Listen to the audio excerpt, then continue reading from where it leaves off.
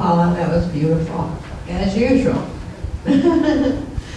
Well, I'd like to welcome everyone to Unity Church of Ames on this beautiful fall day. The trees are gorgeous, aren't they? So we've really been blessed this year with beautiful flowers and beautiful trees and, oh my goodness, so many wonderful things. I'm Charlene Ball, and I'm going to help Steve today. Lucky you, Steve. No, I'm just teasing. Okay, so let's see. John Anderson is our chaplain today, and in the room right down here, and he'll be there from 11:30 to 11:50, and be sure you can also join us for coffee and goodies in the community room after the church service. And today we have a special day because this is Dr. Seuss Celebration Day at lunch. So you're welcome. If you're just coming for the first time, you're welcome to join us. We'd love to have you. So here. Okay, I guess it's opening prayer time. Let's take a moment and just take a deep breath and exhale it. Holy Spirit, we now turn within and focus on the Christ of our being, our Christ nature within us. As a cherished creation of God, we realize that God is the source of all that we need to be whole and complete. We follow the higher purpose in life that our inner Christ is always calling us to fulfill, seeking first and always divine guidance and understanding. We live from the inside out. Divine inspiration directs our thoughts, words, and actions. We thank you, Holy Spirit, for your wisdom, power, and presence within that guides us. And so it is. Amen. Okay. We have a unity affirmation, and we also have one for our church. So let's do the first one together. There is one presence and one power in the universe and in my life. God the good, omnipotent. And the Unity Church of Ames affirmation together. Through the Christ Spirit in us, we create a better church and a better world. Now we're going to Now we're going to sing one of my favorite songs written by, I was going to say Dr. Seuss, but I better not do that. Clark Ford. And it's the coolest church in the whole dang town. So feel free to stand if you're able.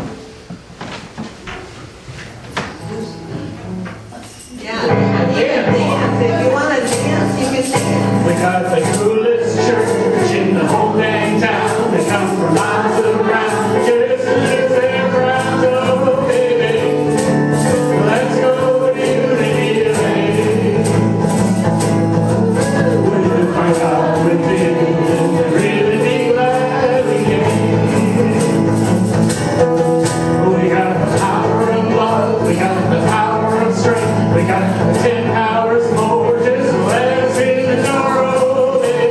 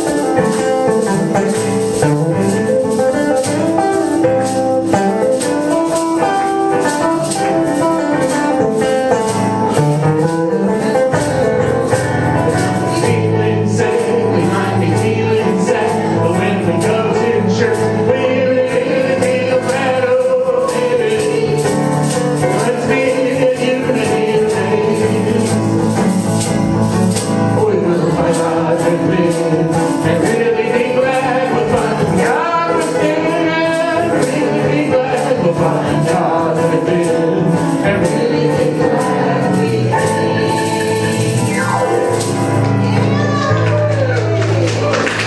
Nice job. Okay, Sherry, I believe you read the daily words today.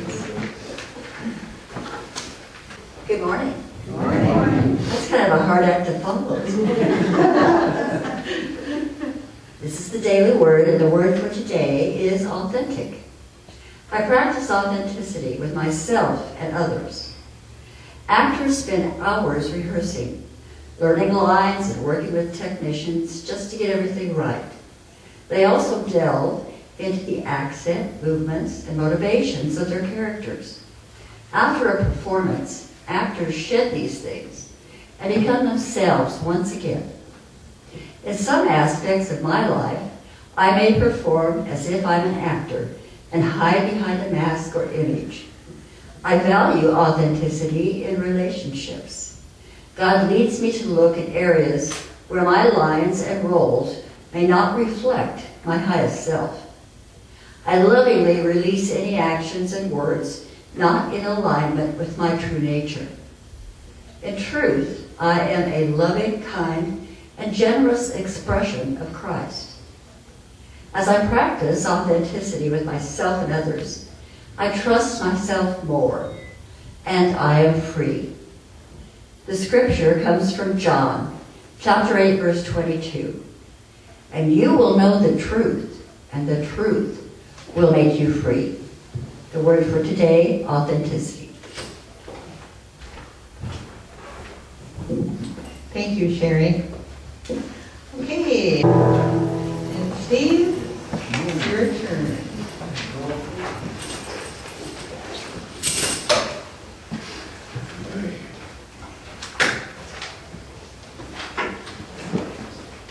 Well, so much for bounding up to the stage. I guess we'll just talk about that now, and I'll work on it. I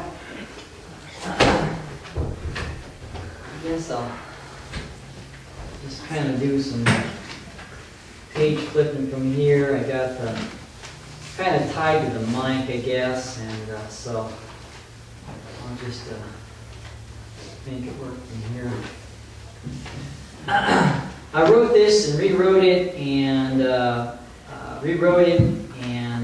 sent it in, and God bless her, Deb, you know, and we're both from a teaching academic, you know, school background, and both a lot of psychology in our study in that, and so we speak the same language.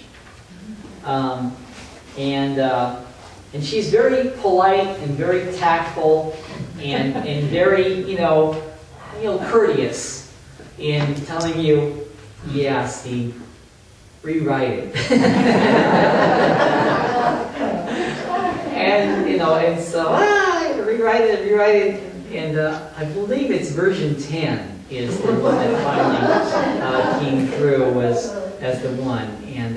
And she emails me back and she says, Mazel tov, you did it! Because what I've been trying to speak to is kind of a minority report. You know, Unity is not a large, if we call it a denomination, it's not a large denomination.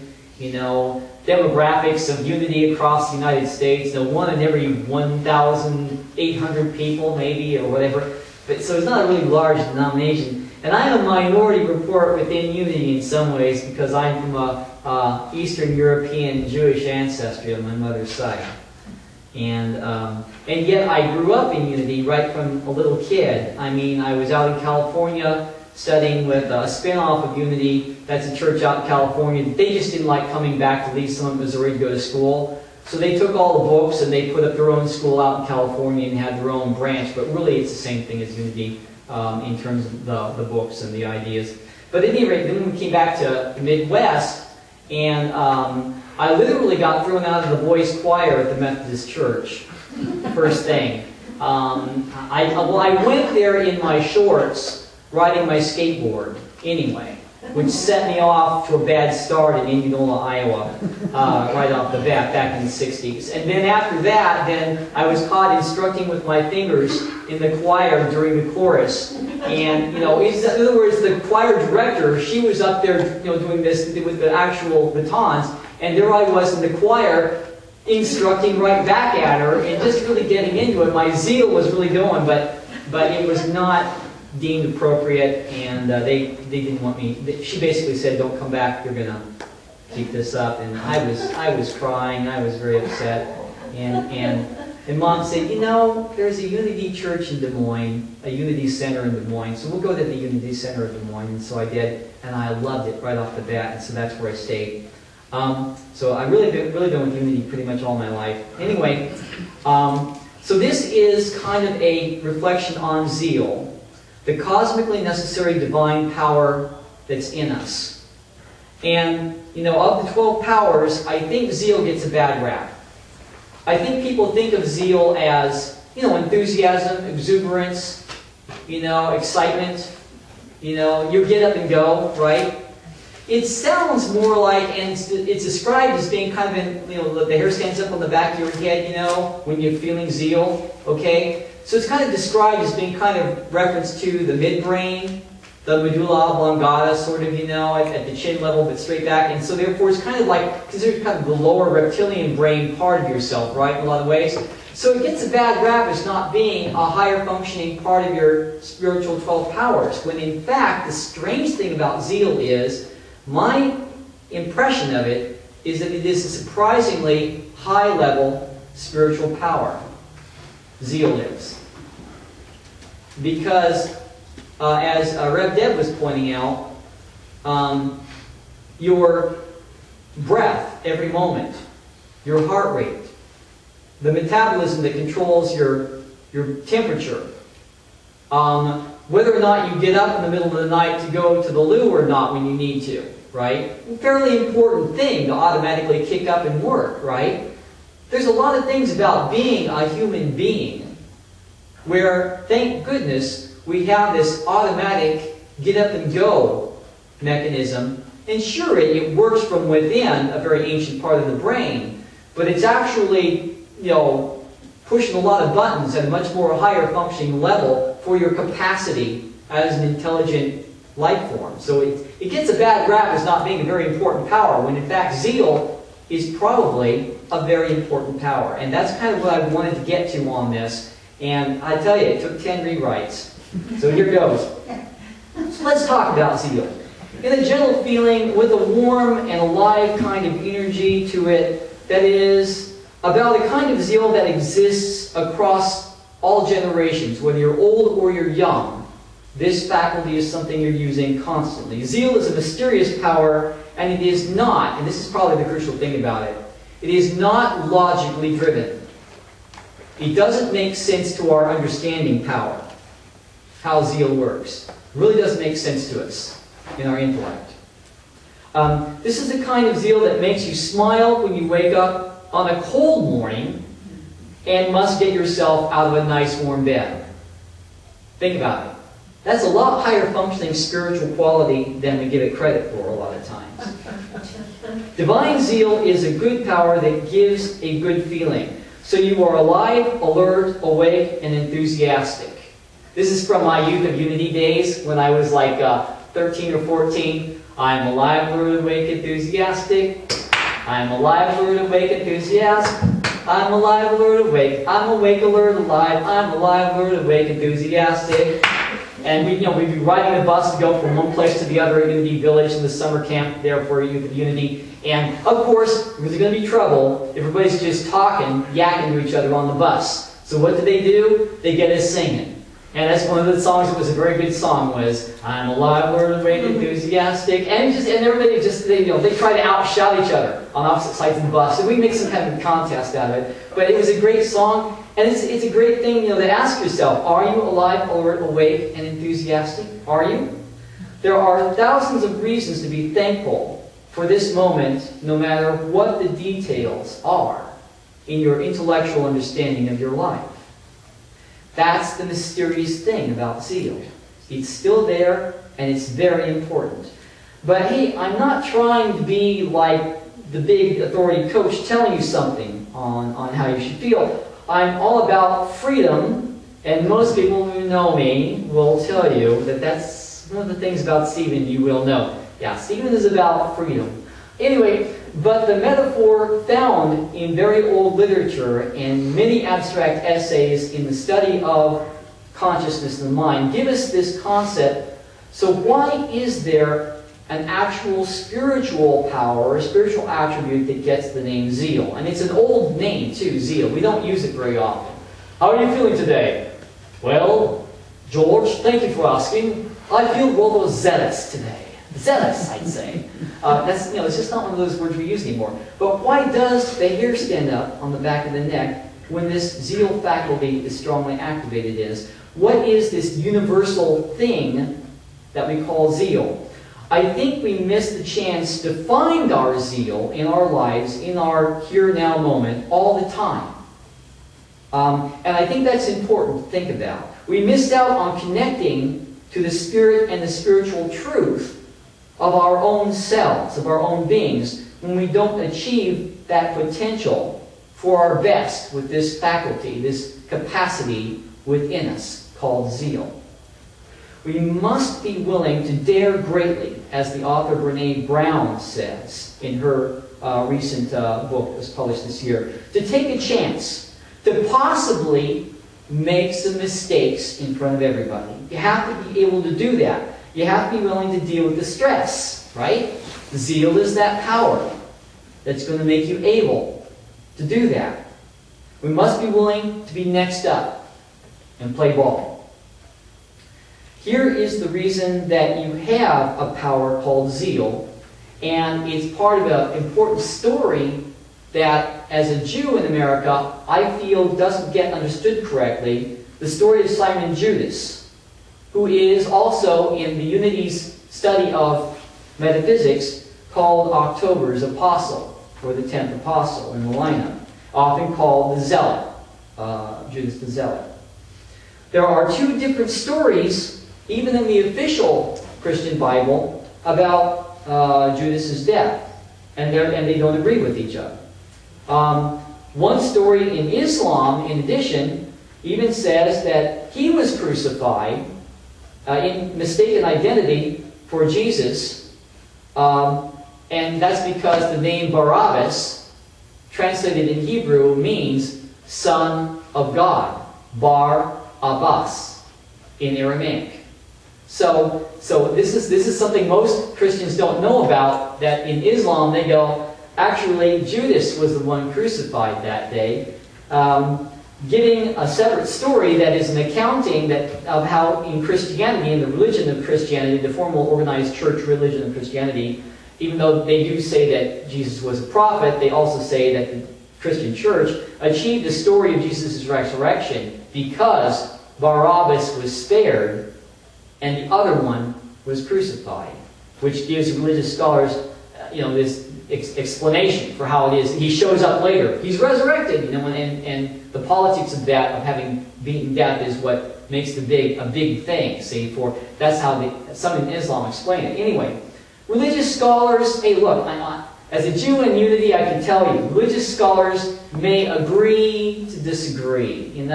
Was the name pronounced Ishmael or was it pronounced Isaac? Well, we may agree to disagree, okay?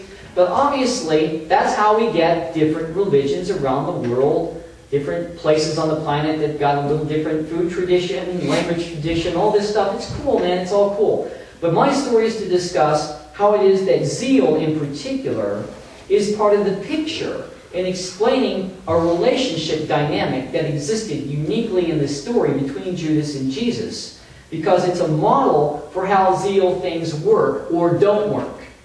In Judas, the story goes basically that zeal did not work for him. In the case of this same process going on, zeal did work for Jesus. For instance, they both were engaged in this public discourse on the issues that were affecting Israel at this time, and they were willing to be good activists in the community. They were willing to play ball, get out there and be in front of people and talk and address issues and deal with controversy. they were both doing this. Their debates appear in what is called sort of a shouting voice in the literature. So these are two, this apostle and his boss rabbi, they don't just argue. They're clearly going, they're shouting at each other. Okay? Clearly Judas was not a minor personality. Imagine I can sort of relate to that. He was not a minor personality as personalities go among the apostles. But something about their relationship seems to be connected to their similar qualities in the use of this spiritual faculty called zeal. And I think that's a very interesting, useful model for us. Because in unity, it's just like we say, we don't describe God as a person, see? It's metaphysical. God is within. God is something we connect to from within. It's not something we go to church to get to. Church is more of a community. God is something you connect to from within, is the whole unity idea. Same thing with our faculties, like zeal. There may be examples in the stories that we have, that we get out of the text, that are liturgy examples that can help us understand something we need to use more wisely in our personal lives every day. And that's sort of what I'm trying to drive at here with this.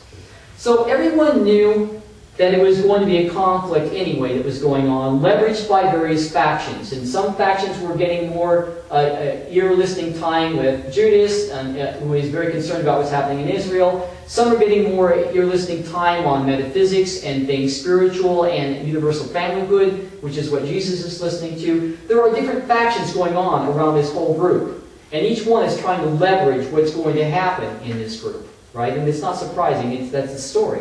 Certainly some of it remains a mystery to me, even now, and I've been studying this for a long time. Hearing Jesus' comments at the Last Supper, Judas responds to him in Matthew 26:25, saying, "Is it I, Master?" Because Jesus is saying, here at this table, and everybody's all, kumbaya with me here, but in fact, there is letdown on the way. And so Judas says, "Is it I, Master?" To which Jesus replies, "You have said so." Now, as somebody who grew up speaking a little Yiddish with his grandmother, I can tell you, sometimes when somebody's trying to make a point to you in that language tradition and that language mechanics, they will ask you a question back. You ask them a question. "Oh, is it I, Master?" Like that, just kind of trying to bring it to a head. And the answer comes back, "You have said so." Okay? That would be different than the formal text that we have in American English, which has got a period there, like Jesus knew it and was saying, "You have said so." Okay? This is different. If what it is he's saying, "You have said so."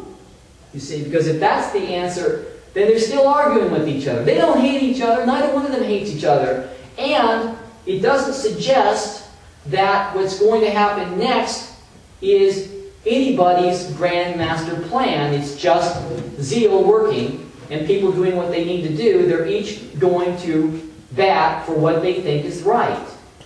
And obviously Judas got bamboozled in this story. So both threw a question at each other. Now, as another example on this same thing, because the formal story, if you believe in it as a history instead of as a liturgy, because in Judaism we recite these things in prayer because it's a liturgy. It's a way of symbolically thinking about what life means as a community. It doesn't. Some of it is history, but it isn't important. That isn't the important thing.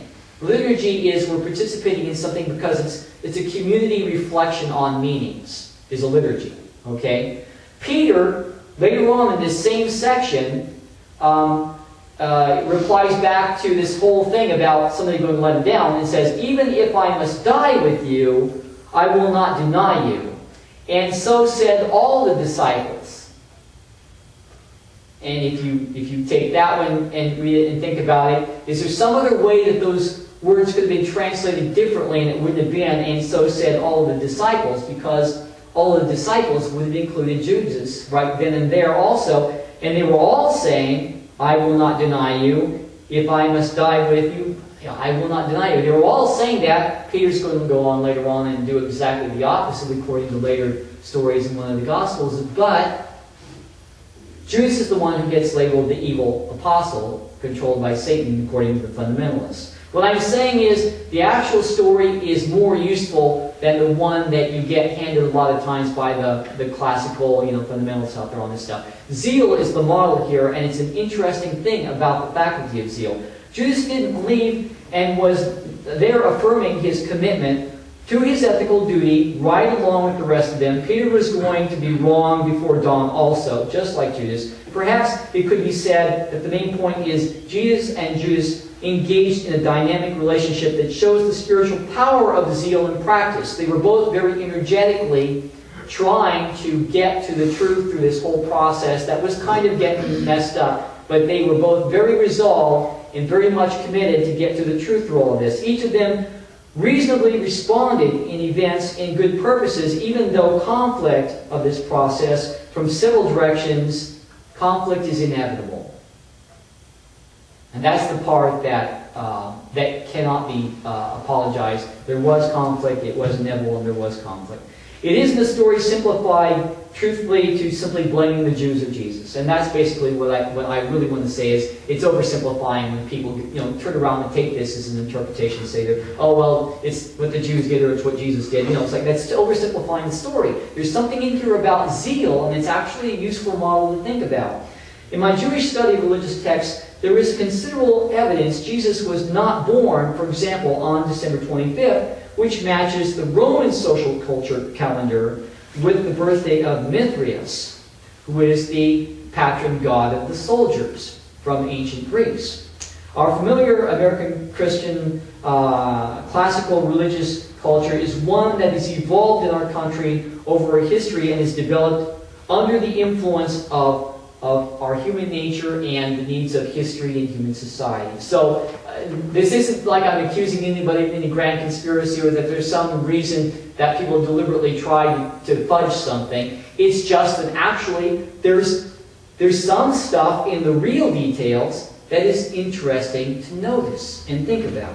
The story looked at in this way suggests something about the faculty of zeal. It seems not a coincidence that both Simon Judas Iscariot, the apostle Judas, and also by way of the Jewish records of when taxes are collected, which takes place as arranged by King Herod after Rosh Hashanah and Yom Kippur, so after the New Year's, the Jewish New Year's, which would mean that Jesus was born in October. Okay? So, both Judas and Jesus were born in the same month. They were born in October, being about the same age. Then at a metaphysical level, symbolically we can say, it seems likely that they shared some qualities with regard to this faculty of zeal. This is how, and that's why I think they had, unlike other apostles arguing with Jesus, they kind of had shouting matches. Because it was more like they really were, they related to each other, They weren't intimidated by each other. And they also didn't hate each other. So they really spoke up at each other. It's kind of, that's what I see there. I think the Jewish mystic ideas in historical perspective are what sort of how I approach it. So when I see it is a story of one Jesus was one who studied the mystic truths of Judaism in the context of the Eastern schools, because the text says he came back from the East before he started his full ministry, right? So he studied, and there were two main schools going on at that time, and he seemed to study in the school in the East. Human culture needs a good story, though, always.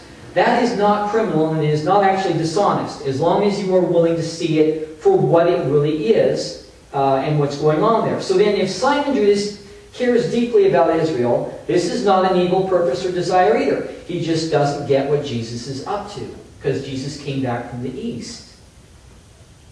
You see, they were going to different schools at the time.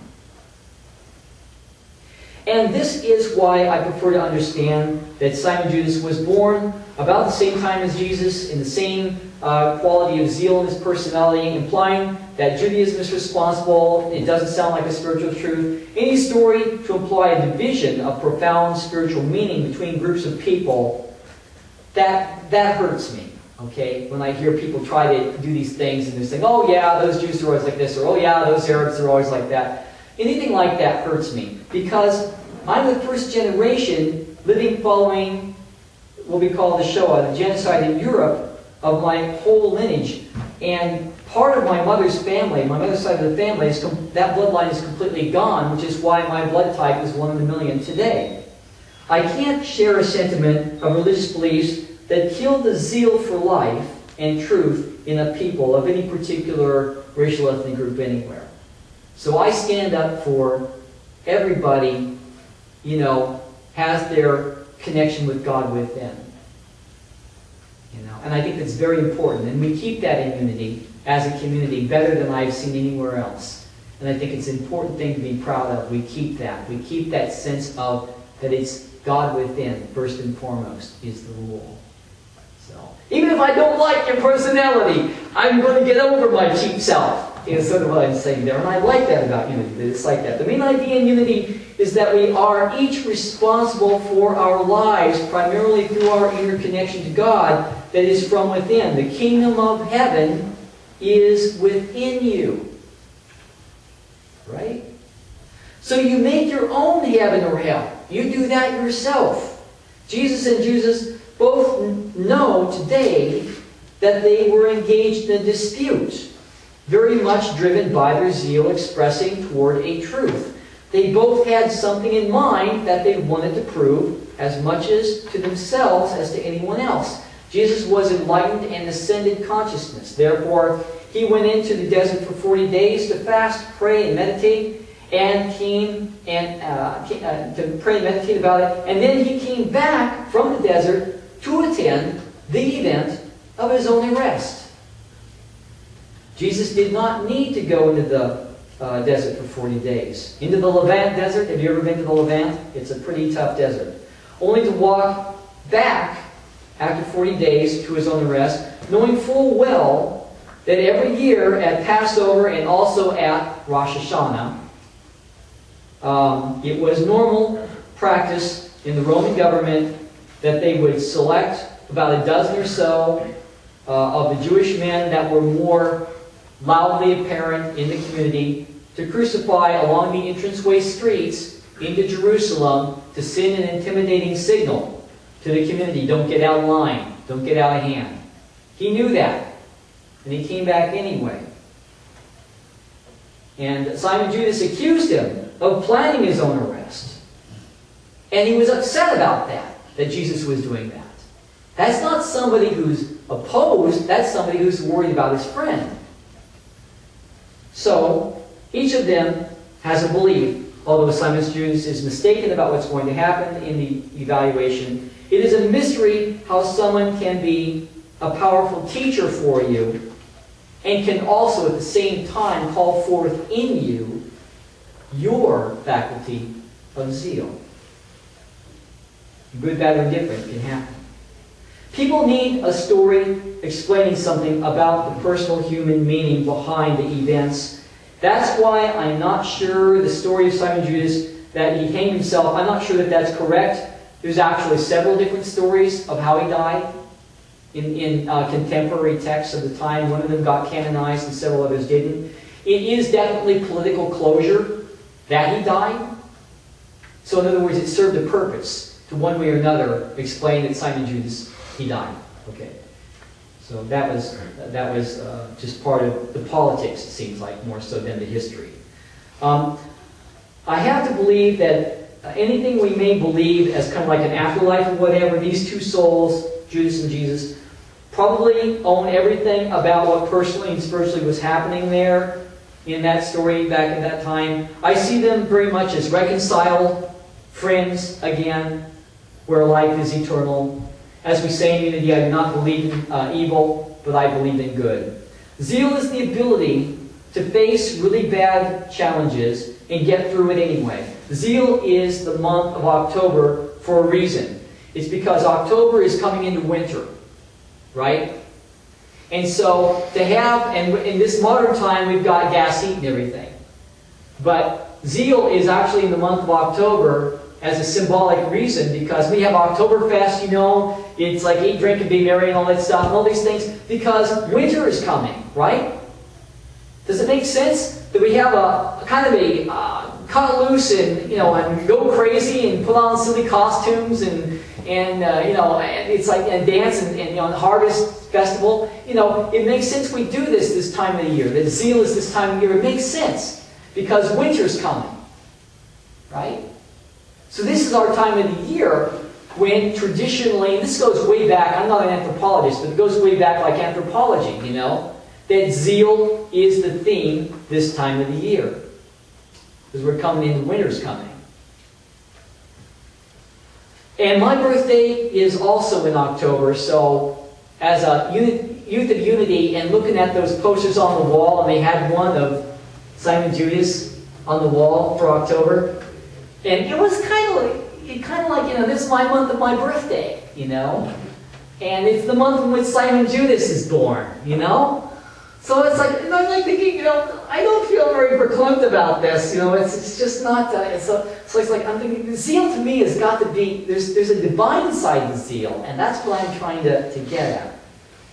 And I think that I have to see it that way because I have to live it that way because, you know, 1 week after my 15th birthday is when I lost my mom in an unexpected car accident. And my birthday cake for my 15th birthday was a decoration up like a driver's permit. You know? And so, so I had to go through the driver's training course in Indianola High School in Indianola, Iowa. And the safety videos that they used to play back then, I mean, they were ugly videos of, you know, what can happen in car accidents, you know. But I got through it because I was in unity. And I was saying, you create your own heaven or hell. You know, I don't believe in evil. I believe in good. I'm connected to God from within. And so, I got through my 15th year and I got my driver's license and I went on. And that's because of the faculty of zeal. And so, to me, there's a subtext in the story in all this about this shouting match going on between Judas and Jesus that is much more familial than it is like, well, the Mel Gibson movie or whatever. You know, it's like it's just I just don't see it that way, and so I'm a minority report on this story anyway. So, but within Unity, see, we'll allow a minority report because that's what this community of Unity is all about. Is that sort of thing. So zeal. Don't knock your power of zeal. It is not a reptilian brain, basic function of your consciousness. Strangely enough, in a very mysterious way that your intellect and your understanding can't explain, zeal is a deceptively important power. And if you use it badly, the story can go rather south, like it did with Judas. So it's something to keep in mind. Pay attention to your power of zeal. All right, thank you, and chalk it up to the history books. Anyway, all right, let's go on. The next one is the meditation. The meditation. So please, shall we do the meditation and then the offering will be right after that. So let's kind of get quiet for a minute.